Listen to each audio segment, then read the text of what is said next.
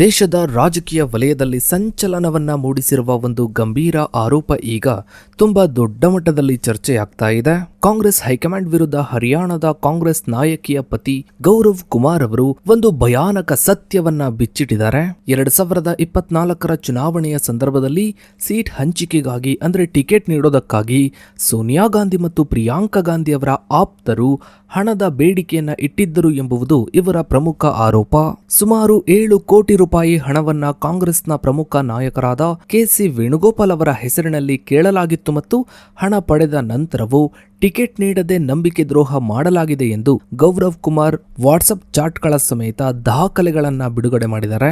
ಕಾಂಗ್ರೆಸ್ ಪಕ್ಷದೊಳಗೆ ನಡೀತಾ ಇರುವ ಈ ಟಿಕೆಟ್ ಹಗರಣದ ಹಿಂದಿರುವ ಅಸಲಿ ಕತೆ ಏನು, ಗಾಂಧಿ ಕುಟುಂಬದ ಹೆಸರಿನಲ್ಲಿ ಯಾರ್ಯಾರು ಈ ರೀತಿಯ ದಂಧೆಯನ್ನ ನಡೆಸ್ತಾ ಇದ್ದಾರೆ, 2024ರ ಚುನಾವಣೆಯಲ್ಲಿ ನಡೆದ ಈ ದೊಡ್ಡ ಹಗರಣದ ಬಗ್ಗೆ ಗೌರವ್ ಕುಮಾರ್ ಏನು ಹೇಳಿದ್ದಾರೆ, ಇದರ ಬಗ್ಗೆನೇ ಒಂದು ವಿಶೇಷ ವರದಿ ಇದೆ, ಬನ್ನಿ ನೋಡ್ತಾ ಹೋಗೋಣ.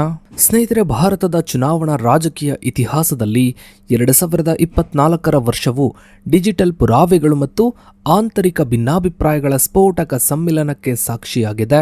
ವಿಶೇಷವಾಗಿ ಹರಿಯಾಣ ರಾಜ್ಯದ 15ನೇ ವಿಧಾನಸಭೆಯ ಚುನಾವಣೆಯ ಸಂದರ್ಭದಲ್ಲಿ ಕಾಂಗ್ರೆಸ್ ಪಕ್ಷದ ಹಿರಿಯ ನಾಯಕತ್ವದ ವಿರುದ್ಧ ಕೇಳಿಬಂದ ಟಿಕೆಟ್ ಹಂಚಿಕೆಗಾಗಿ ಹಣದ ಆರೋಪಗಳು ರಾಷ್ಟ್ರಮಟ್ಟದಲ್ಲಿ ಭಾರೀ ಸಂಚಲನವನ್ನ ಮೂಡಿಸಿವೆ. ಹರಿಯಾಣದ ಮಹಿಳಾ ಕಾಂಗ್ರೆಸ್ನ ಪ್ರಧಾನ ಕಾರ್ಯದರ್ಶಿಯ ಪತಿ ಗೌರವ್ ಕುಮಾರ್ ಅವರು ಸೋನಿಯಾ ಗಾಂಧಿ, ರಾಹುಲ್ ಗಾಂಧಿ ಮತ್ತು ಪ್ರಿಯಾಂಕಾ ಗಾಂಧಿ ಅವರ ವಿರುದ್ಧ ಮಾಡಿರುವ ಗಂಭೀರ ಆರೋಪಗಳು ಕಾಂಗ್ರೆಸ್ ಪಕ್ಷದ ಆಂತರಿಕ ಪ್ರಜಾಪ್ರಭುತ್ವ ಮತ್ತು ಟಿಕೆಟ್ ಹಂಚಿಕೆಯ ಪಾರದರ್ಶಕತೆಯನ್ನ ಪ್ರಶ್ನಿಸುವಂತೆ ಮಾಡಿದೆ. ಸ್ನೇಹಿತರೆ, ಈ ಗೌರವ್ ಕುಮಾರ್ ಅವರು ಕಾಂಗ್ರೆಸ್ ಪಕ್ಷದ ಸಾಮಾನ್ಯ ಕಾರ್ಯಕರ್ತರಲ್ಲ, ಹರಿಯಾಣ ಮಹಿಳಾ ಕಾಂಗ್ರೆಸ್ನಲ್ಲಿ ಪ್ರಧಾನ ಕಾರ್ಯದರ್ಶಿಯಾಗಿ ಸೇವೆ ಸಲ್ಲಿಸ್ತಾ ಇದ್ದ ಹಿರಿಯ ನಾಯಕಿಯ ಪತಿಯಾಗಿದ್ದಾರೆ.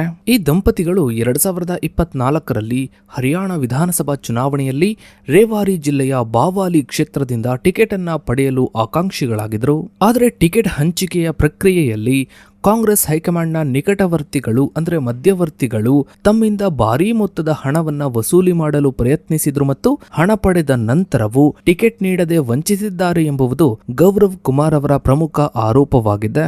ಬಾವಾಲ್ ಕ್ಷೇತ್ರವು ಗುರಗಾಂವ್ ಲೋಕಸಭಾ ಕ್ಷೇತ್ರದ ವ್ಯಾಪ್ತಿಗೆ ಬರುತ್ತೆ ಮತ್ತು ಇದು ಪರಿಶಿಷ್ಟ ಜಾತಿ ಅಂದ್ರೆ ಎಸ್ಸಿ ಅಭ್ಯರ್ಥಿಗಳಿಗೆ ಮೀಸಲಾದ ಕ್ಷೇತ್ರವಾಗಿದೆ.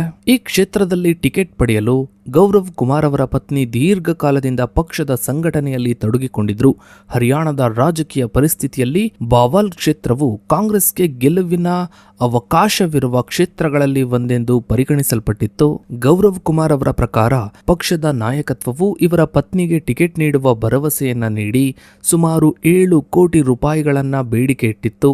ಆದರೆ ಅಂತಿಮವಾಗಿ ಈ ಟಿಕೆಟ್ ಅನ್ನ ಡಾಕ್ಟರ್ ML ರಂಗ ಅವರಿಗೆ ನೀಡಲಾಯಿತು. ಇದು ಕುಮಾರ್ ಅವರ ಕೆಂಗಣ್ಣಿಗೆ ಕಾರಣವಾಯಿತು. ಸ್ನೇಹಿತರೆ, ಗೌರವ್ ಕುಮಾರ್ ಅವರ ಬಹಿರಂಗಪಡಿಸುವಿಕೆಯಲ್ಲಿ ಅತ್ಯಂತ ಆಘಾತಕಾರಿ ಅಂಶವೇನು ಅಂದ್ರೆ ಹಣದ ವಸೂಲಿಗಾಗಿ ಕಾಂಗ್ರೆಸ್ ಹೈಕಮಾಂಡ್ ಬಳಸಿದೆ ಎನ್ನಲಾದ ಮಧ್ಯವರ್ತಿಗಳ ಜಾಲ. ಈ ಹಗರಣದಲ್ಲಿ ಗಾಂಧಿ ಕುಟುಂಬ, ರಾಹುಲ್ ಗಾಂಧಿ ಕುಟುಂಬದ ಸದಸ್ಯರು ನೇರವಾಗಿ ಭಾಗಿಯಾಗದೆ ತಮ್ಮ ವೈಯಕ್ತಿಕ ಸಹಾಯಕರು ಮತ್ತು ಪಕ್ಷದ ಉನ್ನತ ನಾಯಕರ ಮೂಲಕ ವ್ಯವಹಾರ ನಡೆಸುತ್ತಿದ್ರು ಎಂಬ ಆರೋಪವಿದೆ. ಕಾಂಗ್ರೆಸ್ ಸಂಘಟನಾ ಪ್ರಧಾನ ಕಾರ್ಯದರ್ಶಿ ಕೆಸಿ ವೇಣುಗೋಪಾಲ್ ಅವರನ್ನು ಈ ಹಗರಣದ ಮುಖ್ಯ ಮಧ್ಯವರ್ತಿ ಅಥವಾ ಲಾಯರ್ ಎಂದು ಬಿಜೆಪಿ ವಕ್ತಾರ ಪ್ರದೀಪ್ ಭಂಡಾರಿ ಬಣ್ಣಿಸಿದ್ದಾರೆ. ವೇಣುಗೋಪಾಲ್ ಅವರು ರಾಹುಲ್ ಗಾಂಧಿ ಮತ್ತು ಪ್ರಿಯಾಂಕಾ ಗಾಂಧಿ ಅವರಿಗೆ ಅತ್ಯಂತ ಆಪ್ತರಾಗಿದ್ದು ಟಿಕೆಟ್ ಹಂಚಿಕೆಯ ಹೆಸರಿನಲ್ಲಿ ಹಣದ ವಸೂಲಿಯನ್ನ ಮಾಡುವ ಸಿಂಡಿಕೇಟ್ ಅನ್ನ ಮುನ್ನಡೆಸ್ತಾ ಇದ್ದಾರೆ ಎಂದು ಈ ಆರೋಪದ ಕೇಂದ್ರ ಬಿಂದುವಾಗಿದೆ. ಗೌರವ್ ಕುಮಾರ್ ಅವರು ತಮ್ಮ ಆರೋಪಗಳಿಗೆ ಪೂರಕವಾಗಿ ಸಾರ್ವಜನಿಕವಾಗಿ ಕೆಲವು ವಾಟ್ಸಪ್ ಸಂಭಾಷಣೆಗಳನ್ನ ಬಿಡುಗಡೆ ಮಾಡಿದ್ದಾರೆ. ಈ ಚಾಟ್ಗಳು ಕಾಂಗ್ರೆಸ್ ಹೈಕಮಾಂಡ್ನ ನಿಕಟವರ್ತಿಗಳು ಮತ್ತು ಕುಮಾರ್ ನಡುವೆ ನಡೆದಂತಹ ವ್ಯವಹಾರಗಳನ್ನ ಬಹಿರಂಗಪಡಿಸುತ್ತದೆ ಎಂದು ಹೇಳಲಾಗಿದೆ. ಪ್ರಿಯಾಂಕಾ ಗಾಂಧಿ ಅವರ ವೈಯಕ್ತಿಕ ಸಹಾಯಕರಾದ ಸದಾಬ್ ಖಾನ್ ಅವರೊಂದಿಗೆ ನಡೆಸಿದ ಸಂಭಾಷಣೆಗಳಲ್ಲಿ ಟಿಕೆಟ್ ಹಂಚಿಕೆಯ ಮೊತ್ತದ ಬಗ್ಗೆ ಚರ್ಚಿಸಲಾಗಿದೆ ಎಂದು ಆರೋಪಿಸಲಾಗಿದೆ. ಇನ್ನು ಕೆಸಿ ವೇಣುಗೋಪಾಲ್ ಅವರ ವೈಯಕ್ತಿಕ ಸಹಾಯಕ ಅನಸ್ ಅವರು ಈ ಹಣದ ವ್ಯವಹಾರದ ಸಮನ್ವಯಕರಾಗಿ ಕೆಲಸವನ್ನ ಮಾಡ್ತಾ ಇದ್ರು ಎಂಬುದು ಈ ಚಾಟ್ನಲ್ಲಿ ತಿಳಿದು ಬಂದಿರುವ ಅಂಶವಾಗಿದೆ. ಇನ್ನು ಕೊಡಿನ್ ಕುನ್ನಿ ಸುರೇಶ್, ರಾಹುಲ್ ಗಾಂಧಿಯವರ ಆಪ್ತರೆಂದು ಕರೆಯಲ್ಪಡುವ ಇವರು ಹರಿಯಾಣದ ಸುಮಾರು 52 ವಿಧಾನಸಭಾ ಕ್ಷೇತ್ರಗಳ ಟಿಕೆಟ್ ಹಂಚಿಕೆಯಲ್ಲಿ ಇಂತಹ ಹಣದ ಬೇಡಿಕೆಯನ್ನ ಇಟ್ಟಿದ್ದರು ಎಂದು ಪ್ರದೀಪ್ ಭಂಡಾರಿ ಆರೋಪಿಸಿದ್ದಾರೆ. ಈ ಡಿಜಿಟಲ್ ಪುರಾವೆಗಳು ಕೇವಲ ವೈಯಕ್ತಿಕ ಆರೋಪಗಳಾಗಿ ಉಳಿಯದೆ ಕಾಂಗ್ರೆಸ್ ಪಕ್ಷದ ಆಂತರಿಕ ವ್ಯವಸ್ಥೆಯು ಎಷ್ಟರ ಮಟ್ಟಿಗೆ ರಾಜಿಯಾಗಿತ್ತು ಎಂಬುದಕ್ಕೆ ಮೇಲ್ನೋಟದ ಪುರಾವೆ ಎಂದು ಬಿಜೆಪಿಯಿಂದ ಬಳಸಲ್ಪಟ್ಟಿದೆ. ಇನ್ನು ಸ್ನೇಹಿತರೆ, ಬಿಜೆಪಿ ರಾಷ್ಟ್ರೀಯ ವಕ್ತಾರ ಪ್ರದೀಪ್ ಭಂಡಾರಿಯವರು ಈ ಹಗರಣವನ್ನು ರಾಹುಲ್ ಗಾಂಧಿ ಕುಟುಂಬದ ಲವಲವಿಕೆಯ ಐಷಾರಾಮಿ ಜೀವನ ಶೈಲಿಯನ್ನ ಪೋಷಿಸುವ ಒಂದು ವ್ಯವಸ್ಥೆ ಎಂದು ವಿಶ್ಲೇಷಿಸಿದ್ದಾರೆ. ರಾಹುಲ್ ಗಾಂಧಿಯವರ 100ಕ್ಕೂ ಹೆಚ್ಚು ವಿದೇಶಿ ಪ್ರವಾಸಗಳು ಮತ್ತು ಇವರ ದುಬಾರಿ ಜೀವನ ಶೈಲಿಗೆ ಹಣ ಎಲ್ಲಿಂದ ಬರುತ್ತದೆ ಎಂಬ ಪ್ರಶ್ನೆಯನ್ನ ಎತ್ತಿರುವ ಭಂಡಾರಿ, ಟಿಕೆಟ್ ಹಂಚಿಕೆಯಿಂದ ಬರುವ ಕಮಿಷನ್ ಹಣವೇ ಇದಕ್ಕೆ ಮೂಲ ಎಂದು ವಾದಿಸಿದ್ದಾರೆ. ಈ ಆರೋಪಗಳು ಕೇವಲ ಹರಿಯಾಣಕ್ಕೆ ಸೀಮಿತವಾಗಿಲ್ಲ, ಬದಲಿಗೆ ಕೇರಳ, ಪಶ್ಚಿಮ ಬಂಗಾಳ ಮತ್ತು ಕರ್ನಾಟಕ, ಅಸ್ಸಾಂ ವಿಧಾನಸಭಾ ಚುನಾವಣೆಗಳಲ್ಲೂ ಎಲ್ಲಾ ರೀತಿಯ ಚುನಾವಣೆಗಳಲ್ಲೂ ಕೂಡ ಇದೇ ರೀತಿಯ ಮಾದರಿಯನ್ನ ಅನುಸರಿಸಲಾಗಿದೆ ಎಂದು ಬಿಜೆಪಿ ಆರೋಪಿಸಿದೆ. ಇದು ಕಾಂಗ್ರೆಸ್ ಅನ್ನು ಒಂದು ರಾಜಕೀಯ ಸಂಘಟನೆಯಿಂದ ಶಾಪಿಂಗ್ ಮಾಲ್ ಆಗಿ ಪರಿವರ್ತಿಸಿದೆ ಎಂಬ ಗಂಭೀರ ಟೀಕೆಗಳಿಗೆ ಕಾರಣವಾಗಿದೆ. ಇನ್ನು ಸ್ನೇಹಿತರೆ, 2024ರ ಹರಿಯಾಣ ವಿಧಾನಸಭಾ ಚುನಾವಣೆಯಲ್ಲಿ ಕಾಂಗ್ರೆಸ್ ಪಕ್ಷವು ಅಧಿಕಾರಕ್ಕೆ ಬರುವ ಭಾರಿ ನಿರೀಕ್ಷೆ ಇತ್ತು. ಆದರೆ ಫಲಿತಾಂಶಗಳು ಹೊರಬಂದಾಗ ಬಿಜೆಪಿ 48 ಸ್ಥಾನಗಳೊಂದಿಗೆ ಸತತ 3ನೇ ಬಾರಿಗೆ ಅಧಿಕಾರವನ್ನು ಉಳಿಸಿಕೊಂಡ್ರೆ ಕಾಂಗ್ರೆಸ್ ಕೇವಲ 37 ಸ್ಥಾನಗಳಿಗೆ ಸೀಮಿತವಾಯಿತು. ಈ ಸೋಲಿಗೆ ಆಂತರಿಕ ಕಚ್ಚಾಟದ ಜೊತೆಗೆ ಟಿಕೆಟ್ ಮಾರಾಟದ ಆರೋಪಗಳು ಕೂಡ ಪ್ರಮುಖ ಕಾರಣವಾದವೆಂದು ವಿಶ್ಲೇಷಿಸಲಾಗಿದೆ. ಗೌರವ್ ಕುಮಾರ್ ಅವರಂತಹ ದೀರ್ಘಕಾಲದ ಕಾರ್ಯಕರ್ತರು ಕೂಡ ತಾವು ಹಣವನ್ನ ನೀಡಿದ್ರೂ ಕೂಡ ಟಿಕೆಟ್ ಸಿಗದೇ ಇದ್ದಾಗ ಅದು ಪಕ್ಷದ ಕೆಳಮಟ್ಟದ ಕಾರ್ಯಕರ್ತರಲ್ಲಿ ಒಂದು ರೀತಿಯ ಆತಂಕವನ್ನ ಉಂಟು ಮಾಡುತ್ತೆ. ಹರಿಯಾಣದ ಪರ್ಚಿ ಕುರ್ಚಿ ವ್ಯವಸ್ಥೆಯನ್ನ ಬಿಜೆಪಿ ತನ್ನ ಪ್ರಚಾರದ ಪ್ರಮುಖ ಅಸ್ತ್ರವನ್ನಾಗಿ ಬಳಸಿಕೊಳ್ತು. ಬಾವಾಲ್ ಕ್ಷೇತ್ರದಂತಹ ಮೀಸಲು ಕ್ಷೇತ್ರಗಳಲ್ಲಿ ಹಣದ ಬೇಡಿಕೆ ಇಡುವುದು ದಲಿತ ಮತ್ತು ಹಿಂದುಳಿದ ವರ್ಗಗಳ ವಿರೋಧಿ ಧೋರಣೆ ಎಂದು ಬಿಂಬಿತವಾಯಿತು. ಇದು ಕಾಂಗ್ರೆಸ್ನ ಸಾಂಪ್ರದಾಯಿಕ ಮತ ಬ್ಯಾಂಕ್ನ ಮೇಲೆ ದೊಡ್ಡ ಪರಿಣಾಮವನ್ನ ಬೀರಿದೆ. ಇನ್ನು ಈ ಹಗರಣದ ಬೆನ್ನಲ್ಲೇ ಸಂಸತ್ತಿನಲ್ಲಿ ರಾಹುಲ್ ಗಾಂಧಿ ಅವರ ನಾಯಕತ್ವದ ಮೇಲೆ ಬಿಜೆಪಿ ತೀವ್ರ ವಾಗ್ದಾಳಿಯನ್ನ ನಡೆಸಿತು.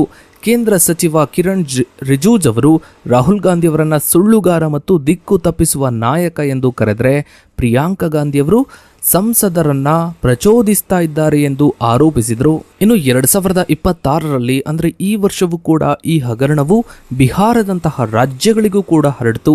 ಅಲ್ಲಿನ ಶಾಸಕ ಅಫಾಕ್ ಅಲಂ ಅವರು ಕೂಡ ತಮ್ಮ ಪಕ್ಷದ ನಾಯಕತ್ವವು ಟಿಕೆಟ್ಗಾಗಿ ಹಣ ವಸೂಲಿ ಮಾಡಿದೆ ಎಂದು ಆರೋಪಿಸಿದರು. ಸ್ನೇಹಿತರೆ, ಗೌರವ್ ಕುಮಾರ್ ಅವರು ಕಾಂಗ್ರೆಸ್ ಪಕ್ಷದ ಹೈಕಮಾಂಡ್ ವಿರುದ್ಧ ಮಾಡಿರುವ ಆರೋಪಗಳು ಕೇವಲ ಒಂದು ಚುನಾವಣಾ ವಿವಾದವಲ್ಲ, ಬದಲಿಗೆ ಇದು ಭಾರತೀಯ ಪ್ರಜಾಪ್ರಭುತ್ವದ ಅಡಿಪಾಯವನ್ನೇ ಅಲುಗಾಡಿಸುವಂತಹ ಗಂಭೀರ ವಿಷಯವಾಗಿದೆ. ಟಿಕೆಟ್ ಹಂಚಿಕೆಯು ಅರ್ಹತೆ ಮತ್ತು ಜನರ ಬೆಂಬಲದ ಬದಲು ಹಣದ ಚೀಲಗಳಿಗೆ ಸೀಮಿತವಾದರೆ ಇದು ಸಾಮಾನ್ಯ ಕಾರ್ಯಕರ್ತರನ್ನ ರಾಜಕೀಯ ಪಕ್ಷಗಳಿಂದ ದೂರವಿಡಬಹುದು. ಇನ್ನು ಮುಂದಿನ ದಿನಗಳಲ್ಲಿ ಈ ವಿಚಾರಕ್ಕೆ ಸಂಬಂಧಪಟ್ಟ ಹಾಗೆ ಏನೆಲ್ಲ ಬೆಳವಣಿಗೆಗಳಾಗುತ್ತೆ ಅನ್ನೋದನ್ನ ಕಾದು ನೋಡಬೇಕಿದೆ. ಸೊ ಇದಾಗಿತ್ತು ಸ್ನೇಹಿತರೆ ಇವತ್ತಿನ ಈ ಒಂದು ವಿಡಿಯೋದ ಬಗ್ಗೆ ನಿಮ್ಮ ಅನಿಸಿಕೆ ಅಭಿಪ್ರಾಯಗಳನ್ನು ತಪ್ಪದೇ ಕಮೆಂಟ್ ಸೆಕ್ಷನಲ್ಲಿ ಕಮೆಂಟ್ ಮಾಡಿ. ಹಾಗೆ ವಿಡಿಯೋಗೊಂದು ಲೈಕ್ ಮಾಡ್ತಾ ವಿಡಿಯೋನ ಆದಷ್ಟು ಎಲ್ಲ ಕಡೆ ಶೇರ್ ಮಾಡಿ. ನೀವಿನ್ನು ನಮ್ಮ ಚಾನಲ್ಗೆ ಸಬ್ಸ್ಕ್ರೈಬ್ ಆಗಿಲ್ಲ ಅಂದರೆ ಕೆಳಗಡೆ ಕಾಣ್ತಾ ಇರೋ ಸಬ್ಸ್ಕ್ರೈಬ್ ಬಟನ್ನ ಕ್ಲಿಕ್ ಮಾಡಿ. ಹಾಗೆ ಪಕ್ಕದಲ್ಲಿ ಕಾಣೋ ಬೆಲ್ ಐಕಾನ್ ಕೂಡ ಕ್ಲಿಕ್ ಮಾಡಿ. ಥ್ಯಾಂಕ್ಸ್.